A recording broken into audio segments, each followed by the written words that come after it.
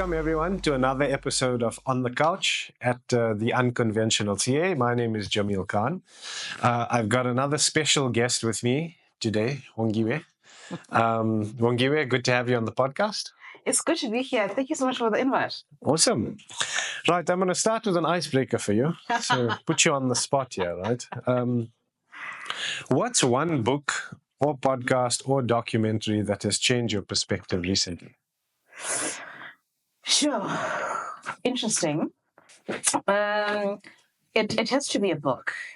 And it's not recently, it's quite a while back, but I've revisited it because it carries such profound life lessons for me. So there's a book by Zeke Sumta called Ways of Dying. Okay. And the main character there, his name is Doloki, and he is what people call a professional mourner, So if you have a funeral, he is the guy you will hire to cry the loudest, just so that people can think. People do that. Wow. Your loved one was so revered and so loved. And Doloki is homeless. And he has such a zest for life. He lives life fully. And the title of the book is Ways of Dying because it reminds us that we live every day. We only die once, right? But so many of us die before the actual death. Sure. And how we don't live our lives to the fullest because we're always waiting for something to happen. Then only then we can live. So it's one of the books that when I need to be reminded of how precious life is, I go back to, and I just drown myself into Loki's character. Okay. Then I get the energy again to have this zest for life, to enjoy it, and to say we live to fight another day. And yes, we live every day. We only die once. The choice is yours, and now you're going to live. Amazing. Is it a fiction or non-fiction? It's a fiction book. Okay. It's a fiction book. I was like, sure, he's an actual character like that. But the lessons are real, eh? They are. We have to certainly bring ourselves into being more present. I feel like, we're always living in the future or regretting the past, and just to ground yourself into appreciating and living the present is like a skill, these days. And it's something that I've been guilty of many a time, right? Of always looking for the next and not being present in where I am now. It can either be a small achievement of something that I've always wanted, and when it happens, like, okay, what next are we going to move on to? But when you ground yourself and you get reminded that you are here now, enjoy this now, because this now will not come again. So it's been a lesson on mindfulness, on mindful living, and just being present in all that you do. Just be present. Amazing. You've already shared some useful insight to our entrepreneurs watching this, is to enjoy the journey and be present in the journey, right? Definitely. Because where you are now and where you're wanting to be, you're going to reflect back one day and either reflect back fondly or feel like you missed out on experiencing what you should have just been experiencing in the present in that moment, Yeah. But awesome. So, yeah. Sorry, you wanted a comment? I'm actually reminded now, as you are saying that, I used to work for a parastatal, and I remember we had opportunities for small businesses in some of the most remote areas, and there was a young engineer who was running his own business, and he said, "You want to send me away?" Yeah. And I said, think of it this way. How often do we get to build power stations in our country? 20 years down the line, you'll be driving by and you'll be saying, I actually got to be part of creating that. So instead of seeing all the things that are drawbacks, yes, it's in the middle of nowhere, it's in the Bundus, you will not have the life that you're used to, but you have a chance of making history and being part of the people that you can proudly say to your kids and your grandkids, I was there. When this was being built, I was there. Amazing. So profound. Okay, let's get into a little bit more detail around you, and then by all means, we'll get more into the profound sharings to the beneficiaries watching this. Okay, Wongiwe, so welcome to the podcast. Maybe can you tell us a little bit about your journey, who you are, where you've come from, kind of where you're going or envision yourself, over the next 10 to 20 years? That's such a tricky question to answer. I left it open. Because where I am now, I never thought I would be here, right? So growing up, my dream was to be a psychologist. Okay. And the reason for that is I was fascinated by people who've got multiple personalities. I remember I was watching a TV show the other day, and they were showing a woman in the States who was diagnosed with multiple personality disorder. And I thought, this is so interesting. Maybe that's what I would go to as a career. So through high school, I thought I'm going to be a psychologist up until I did psychology 1, and I could diagnose myself in every disorder that there was. And I thought, no, thank you. is not for me. So born and bred in the township of Sharpeville in the Vaal.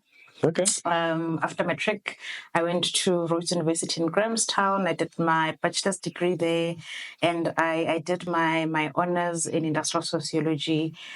And I think it was that course that really lit up in me the passion of what people would choose to call the underdog. Okay. But the people that no one really speaks about, but they are there, and they have so much to contribute.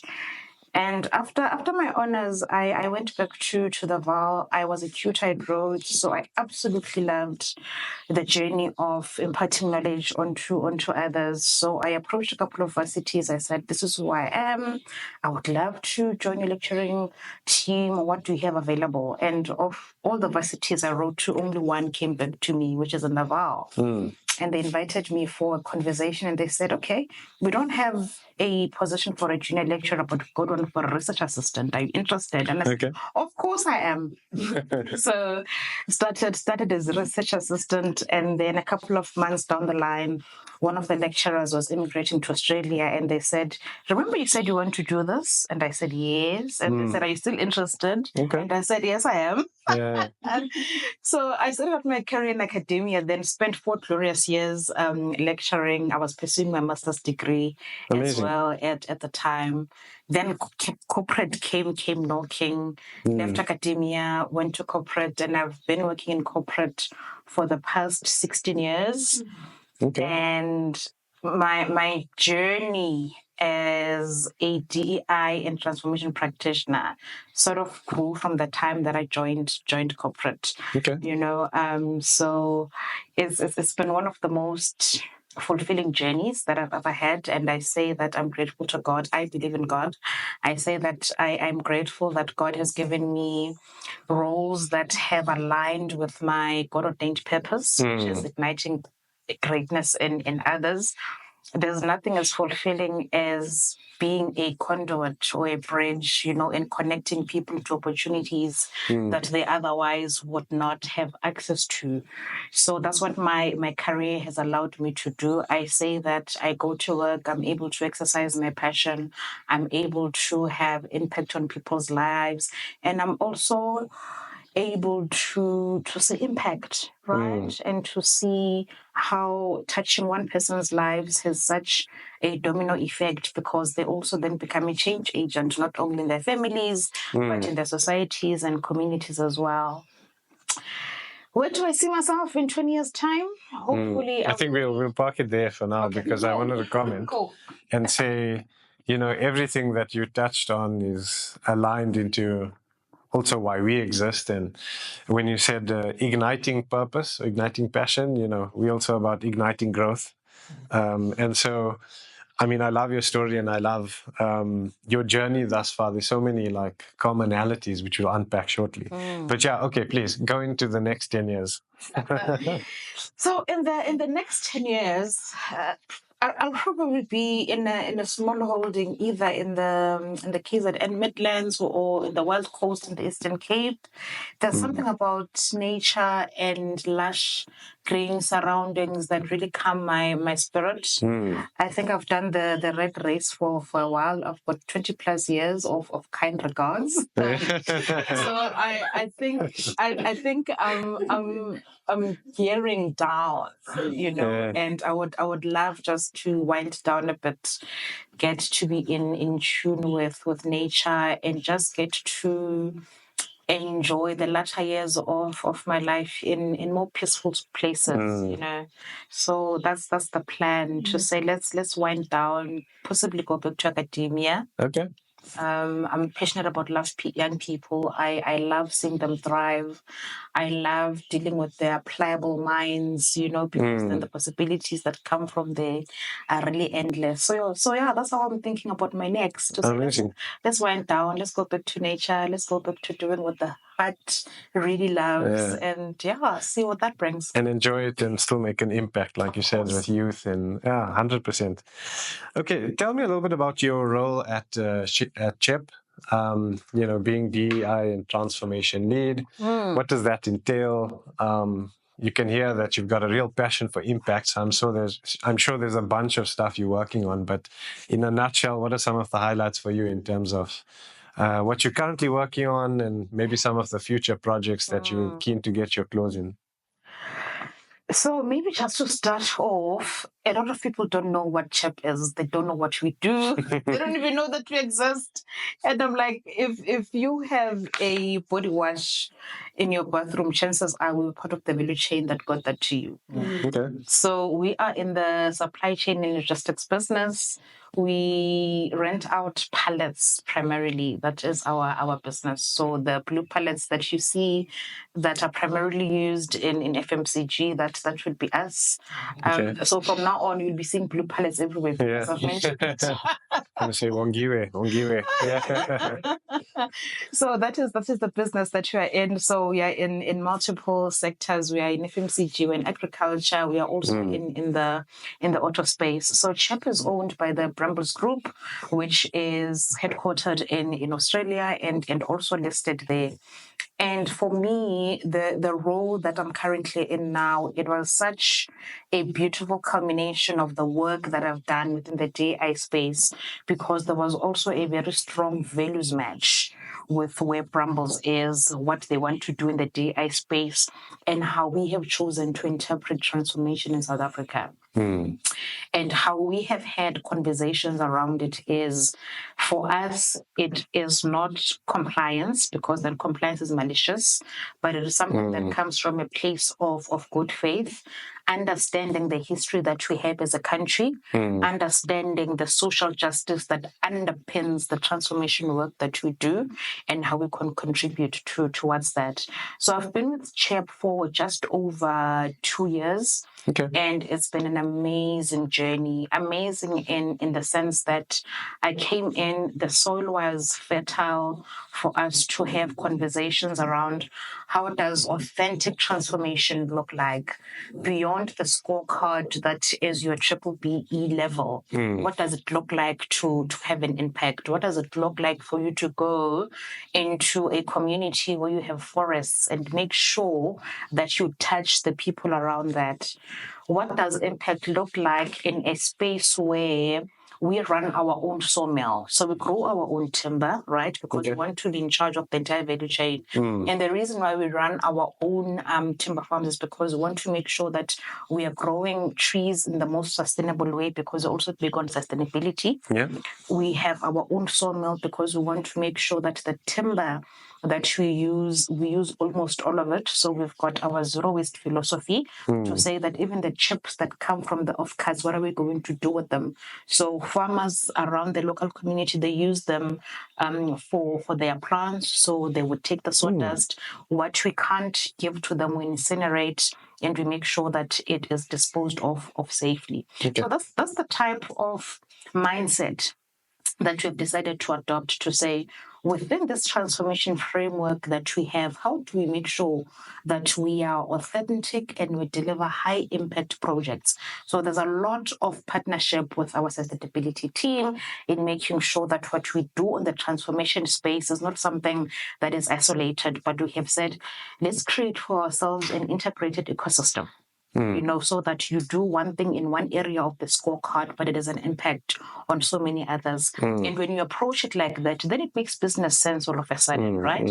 Because then I'm not going to ask for money to say I want to do a skills development initiative because I want to get points for a certain category. The conversation is, we are operating in an area where we know that it's difficult for us to attract professionals to come work.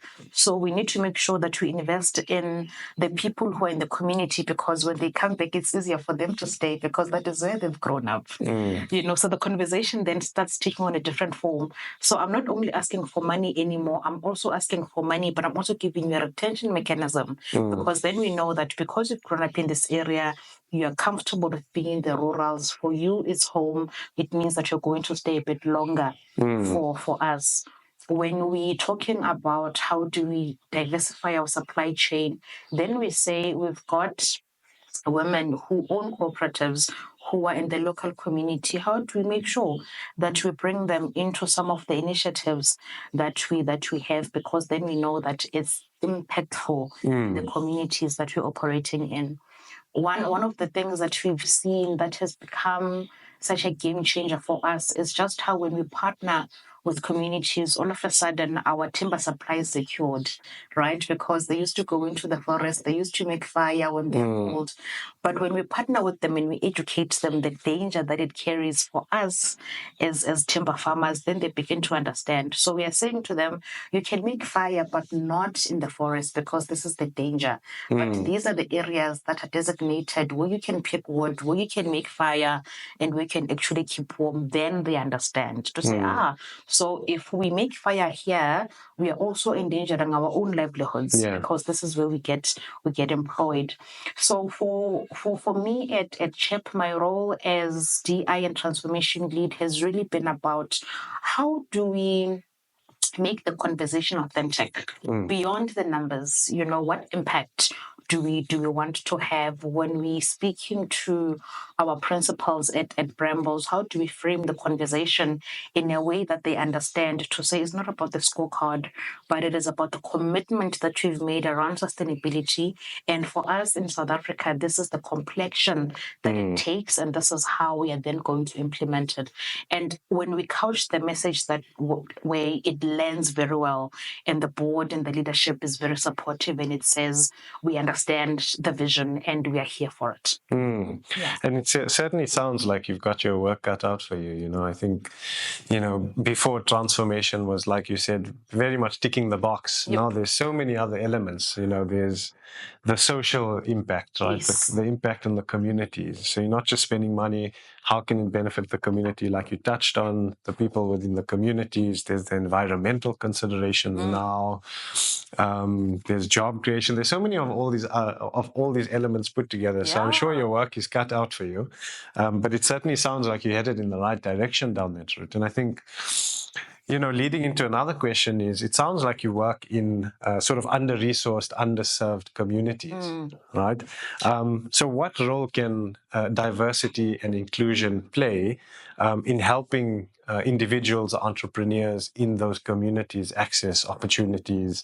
Just looking or tying that into your strategy over the next five years at CHEP. Interesting and very exciting as well.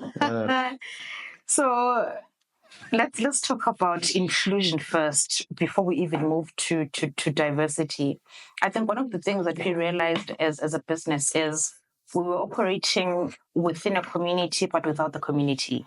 Right. Yeah. So not including them in some of the things that we do. So they see these blue banners, they are here, but they have no idea what these blue banners mean.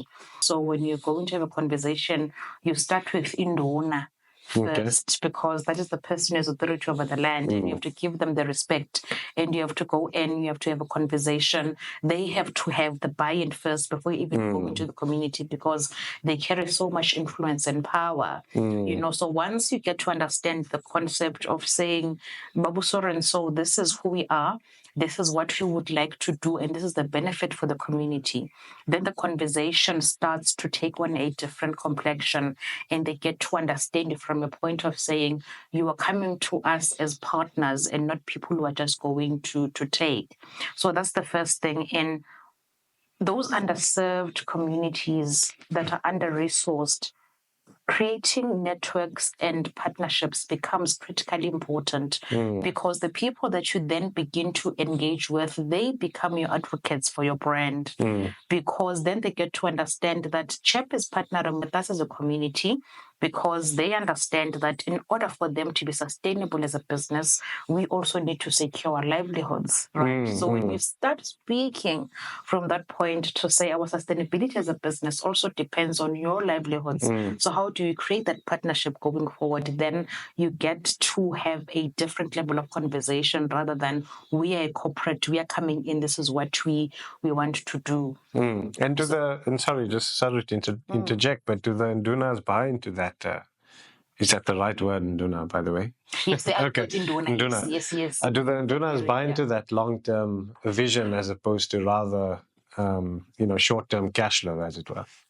So they do buy into it, even though it's taken us a bit of time to get there. You would imagine that such conversations would require you to build trust firstly. And how does trust come about? It's when you deliver on what you said you're going to do, right? So it will take a bit of time before they trust that you are true to what you have said. But when they see action and they see it consistently, then trust is built. So I would say that the traditional authorities have brought into the vision that you've sold them because you've delivered on some of the things that we said we want to do. And we are also very open with them about things that you want to do but cannot do at the time, either because of financial constraints or because of governance procedures that you still need to clear on our side.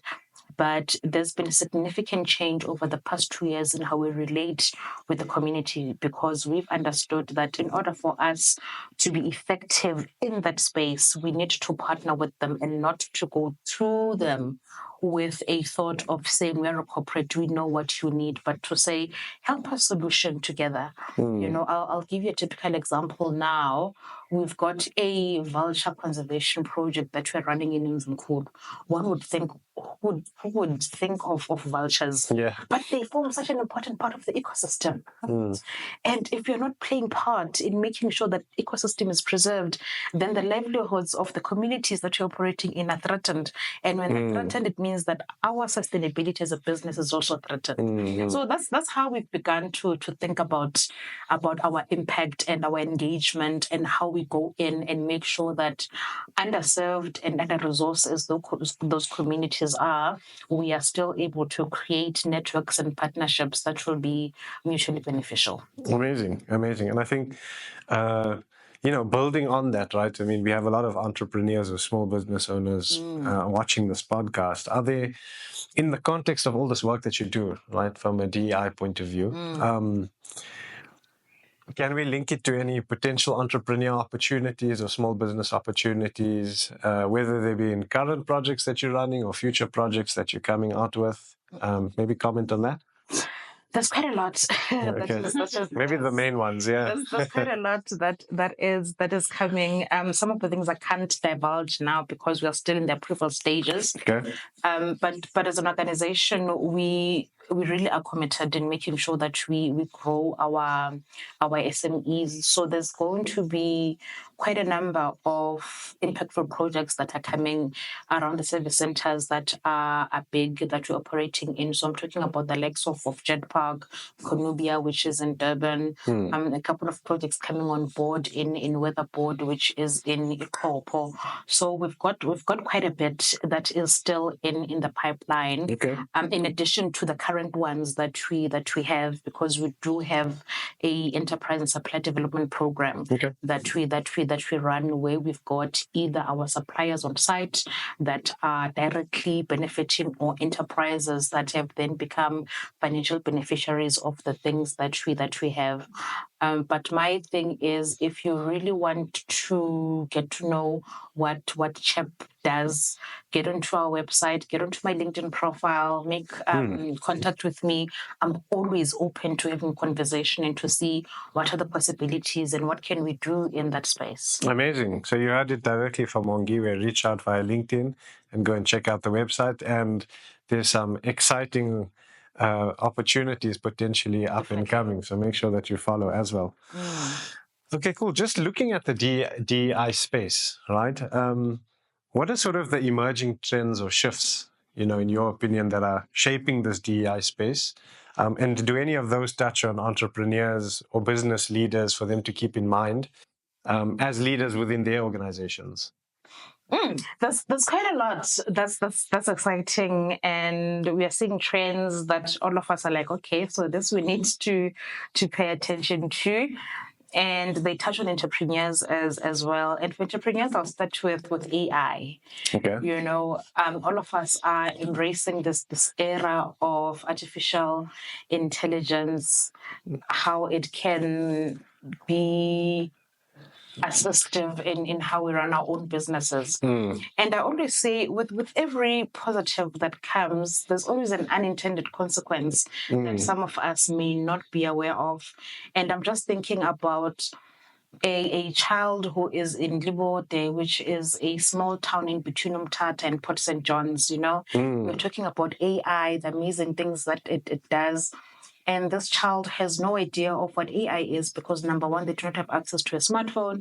Number two, they do not have access to data bundles because they don't have network in where they are, and they're going to come into a world where AI is the buzzword, and they're left behind. So how do we then become inclusive by keeping in mind that not everyone is running at the same pace that we are? And I know that when you're an entrepreneur and you're looking to scale up or grow your business, you want people who are at a particular level, and I think we are going to miss out on the brilliance of young people who are not necessarily exposed to what we are exposed to. So I'm just saying to entrepreneurs, keep in mind that the next best thing that might happen to your business will not sound and look like you and may not necessarily be exposed to the things that you think are what your business needs at the time. So just keep an open mind regarding that. But I think for business leaders, there's quite a bit that would need to pay attention to,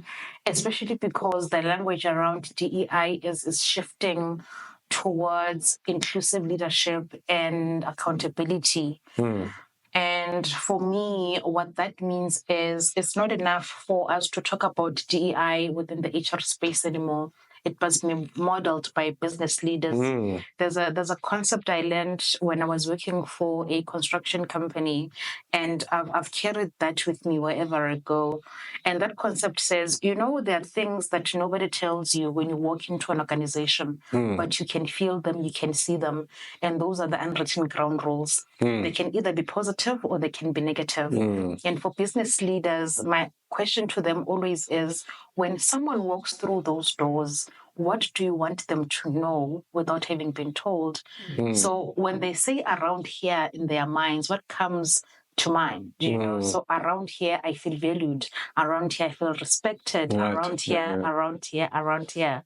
And I say, if you want people to have positive unwritten ground rules about your space, then you need to model those behaviors, because they will see that around here, leadership is inclusive. Around here, leadership takes accountability. Around here, leadership takes DEI seriously. So I think for business leaders, really, being inclusive in leadership, and inclusive in leadership means also leaning into your own vulnerability as a leader, and creating space for people to say, I feel safe to share a different thought, because then you say that I've invited people to sit around the table with me.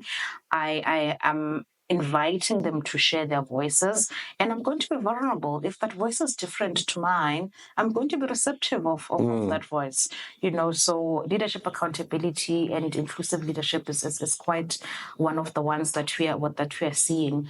I think I've mentioned social justice and just activism around how do we make sure that the rights of minority groups that were not necessarily protected in the past, as we begin to pay more attention to them, how do we protect them, but protect them authentically, so not because it's the buzzword. When you're talking about racial equity in the workspace, when we are talking about the rights of people living with disability, when we are speaking about LGBTIQ plus rights, how do we make sure that those rights are protected and authentically so? I was having a conversation with colleagues to say, it's so amazing how in the years that we've been speaking about the preservation of gender rights, we still enter into debates about lactation rooms. So our female colleagues, they go off, they are on maternity leave, they come back, they're still lactating.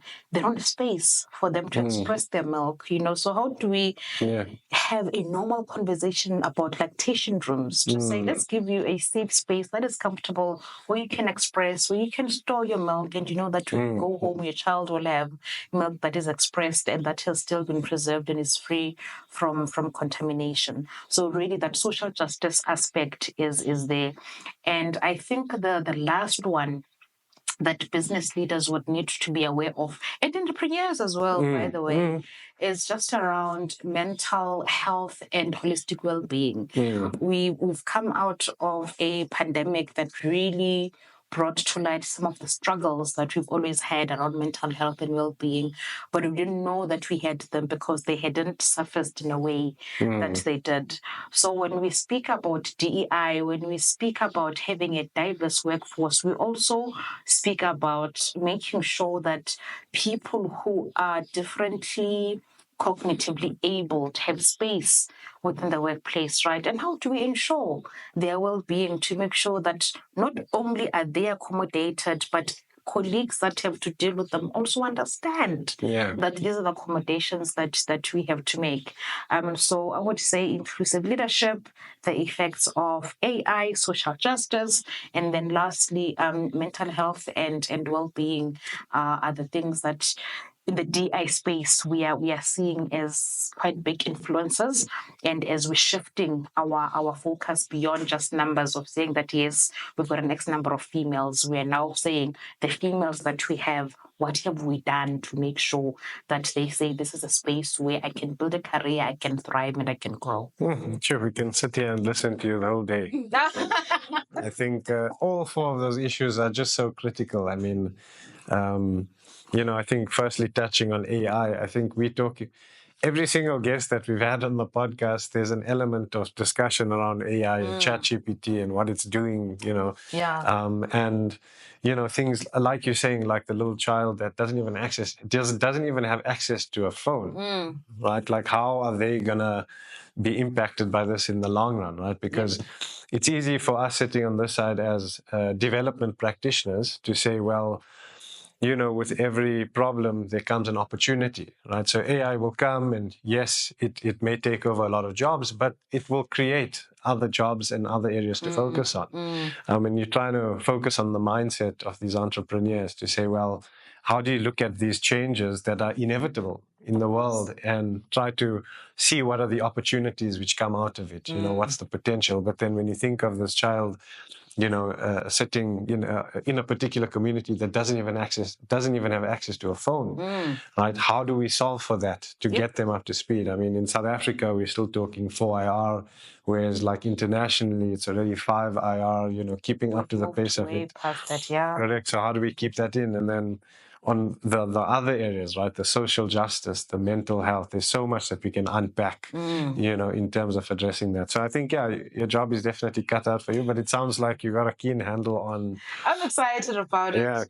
I'm loving the shift that has happened because we're now moving to the qualitative stuff, right? Saying, yes, the numbers are there and we can always get people, but once we've gotten them in, what are we doing? And for me, that's where the exciting part of my job is, just creating programs and making sure that we don't leave other people behind. We were recently observing Women's Day, and one of the conversations we had was around allyship. And I was reflecting on how some of the big breaks I've had in my careers were facilitated by males, right? And I was saying that in our conversation around gender equality, let's not forget that males can also become our biggest advocates and biggest allies. So let's not leave them behind. So I'm really excited about the space that we're moving into when you're talking DEI. I'm excited about the fact that we are now saying, how do we create a sense of belonging? Because inclusion says, yes, you've given me a seat at the table and you hear my voice.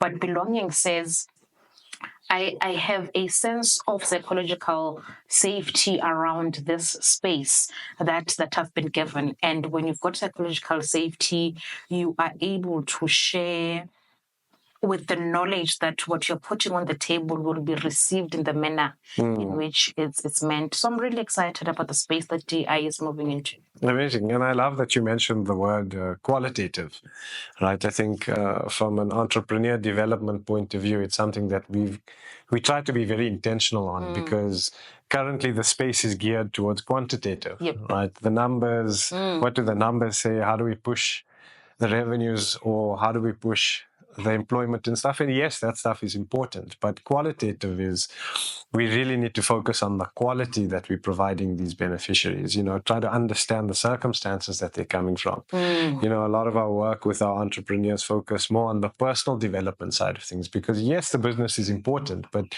if we can grow and develop the entrepreneur, the business is that much more likely to succeed. Whereas if we're just focusing on the numbers and the figures and we're not developing that specific individual, then are we actually creating something which is sustainable? Because at the end of all this business support that's provided, that individual is just going to go back to what they were doing before because they haven't grown or developed or understood. So I think qualitative, and especially in the context of AI, we need to become more human-centric, and linking those two with the qualitative side of understanding what it is we're doing and making it more human-centric. I think, especially, well, at least for us, that's kind of the formula that we're after. And just linking to that, what I've found with a lot of entrepreneurs is, because they've birthed this baby, right? They've incubated this idea, they've given birth to this business, and they become emotionally attached to it, and there's absolutely nothing wrong with it, right? And I think that development is so important because then it also teaches them to detach. Detach in the sense that when you're growing and scaling your business, when you're looking for people to have around you, if you've done the work and you've been through the development work that says your 2IC doesn't necessarily have to look and sound like you. So don't look for a clone. Because when you look for a clone, chances are you will have the same outlook on life. Because we tend to look at things based on our own personal experiences and realities. Therefore, we have the same lens. But if you're intentional as an entrepreneur who's gone through that journey, who understands that in order for me to grow my business, I may have to look for someone with a totally different outlook. The values alignment is quite important, the passion, and someone who's dedicated to making your business grow just as much as you are. But if you're intentional about getting someone who will be safe enough in your space to say, I think we could actually do it in this way. And if you're an entrepreneur who's going through the personal development work, you don't take that as an attack on what you're able to do. You say, okay, so this person actually feels comfortable enough to express a view that is different to mine. And how do we begin a thought process that says we've got different views, but we both want to get to the same thing? So let's realign, let's go to the drawing board and let's see what synergy can we then create. So the personal development work is so important because it becomes an underlying lever that we can pull to make sure that as you grow and scale your business, inclusion becomes part of what you do, because then you're fully intentional about the team that you will build. Amazing. And it was actually, you're talking to my next question, which was just around, for all the entrepreneurs and small business owners and leaders out there that are leading these organizations, what are sort of the top 3 things which come to mind in terms of advice that you can give them? And I think you've outlined one very nicely, is to not think like a business owner, but think like a CEO. I think like your business for the future. How are you going to grow this organization? It's a challenge that we often find with entrepreneurs, is that struggle to let go. The founder syndrome is real. And yes, it's when you have a conversation with the business owners, it's like, yes, we want to double our revenue, or yes, we want to double our business. And you're like, well, you controlling everything. You can't double yourself. Yes. But what 2 other points would you like to share with entrepreneurs out there that are listening to our podcast? So the one that is critical, and I think most entrepreneurs overlook, is immersing yourself in the market that you're trying to grow. I've found that entrepreneurs would say that I want to grow my business and scale it up in these areas, but they have no idea what that looks like. So immerse yourself in the market that you want to grow, because then that says you will get solutions that you would not have thought of. The people who live in those communities, or the people who are part of the market that you want to penetrate, that you want to grow, are the ones who more often than not hold the solution to how we are going to upscale, how we are going to grow. So don't be scared to go into those markets. Don't be scared to engage. Don't be scared to entertain people's ideas, absurd as they may be. Sometimes when you really ventilated them and thought about, you actually think that that could work. So the second one, in addition to the first one that I've mentioned, would just be, don't be afraid to go into those markets that you want to grow.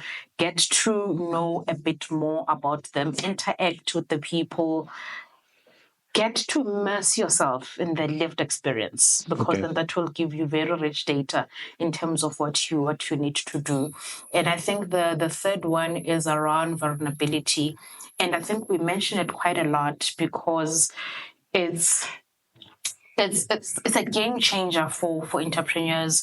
Vulnerability in terms of just being open to new ideas, vulnerability in terms of being challenged to what you thought was the one and only way to go about doing things, but also vulnerability in exposing your business to critique, and having people pull apart your idea and bring it together again, because it is in that bringing together again that you're able to realize the growth that you would love to see.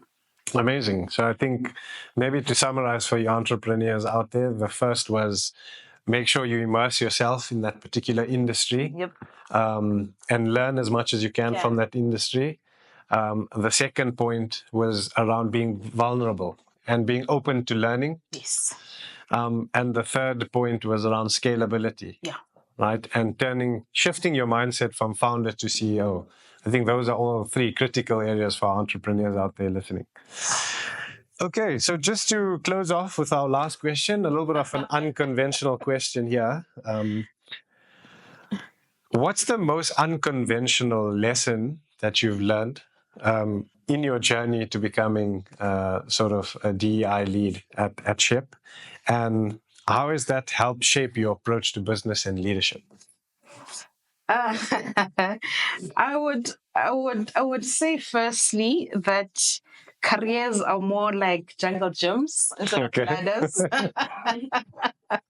No one could have taught me that.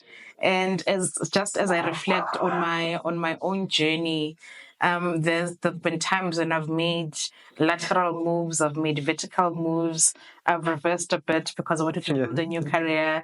So it's sort of resembled a jungle gym instead of a very linear ladder. We just progress from one position to the next. And I think it sort of helped me have conversations with business leaders around how we can always change what the original plan was, right? It's not cast in stone, it's not cemented. Let's have the flexibility of being highly agile, because when we're able to respond to changes quickly, then it means we recover quickly as well from the setbacks. And I think it's really helped me at CHEP as well, just in how we will land the conversation around DEI and some of the things that we've had to go back to the drawing board and rethink, because they're either not aligned to our business objectives anymore, or they're not having the impact that we wanted, or there's a values clash somewhere, So just the agility and the ability to respond as quickly as possible. Awesome. And I think it's such an important piece of advice that you're giving there because, I mean, I'm thinking about my journey in corporate and maybe it stemmed from, university times. You're looking up to these CFOs or these executives and you're like, oh, this guy is 40 years old. He's the leader of the organization. Okay, so at my age, what do I need to do to corporate to go up this corporate ladder to follow in the footsteps of this person, but not take a step back and reflect and say, but I'm on my own personal journey, right? And the world may be different, right? Like you said, you could be going up one ladder and you actually identify that, hey, I'm passionate about something else. It's okay to take a step down and restart there and then move up the ladder accordingly there. So love that advice to our viewers out there. All right, cool. Wongiwe, it's been a pleasure having you on our podcast. I'm sure, we'll have you again. For all the listeners out there, please follow Wongiwe, check out CHEP, and just keep abreast of some of the opportunities which may be coming up. Definitely. Would you like to just leave any parting comments, with our viewers before we close off? I think I would say to entrepreneurs, it's a beautiful journey. It has more lows than highs, but it's so fulfilling. And the work that I've done with entrepreneurs over the years, and when we reflect when they've reached what they call their high, and I say to them, what would you change about the journey thus far? And they say absolutely nothing. And it goes to show that even though you will get knocked down, you will get more no's than yeses, the journey is worth it. And I have massive respect for the people who've decided to take the route of being entrepreneurs because that tests your resilience as a person. It tests your conviction to the idea that you had, and it really stretches you beyond your wildest imagination. So, to the entrepreneurs out there, keep going, keep going, keep going. And some of us are here to make sure that when the going gets tough, we cushion the pain a little bit. So, don't be afraid as well to lean in, ask for help. There's always someone who's willing to lend a helping hand. And yeah, all the best. Thanks, Wongiwe, and thanks for those insights. Remember to, if you like this podcast, to like, follow, share, subscribe. And we're looking forward to seeing you in our next episode of On the Couch with Unconventional CA. Thank you, Wongiwe. Thank you so much.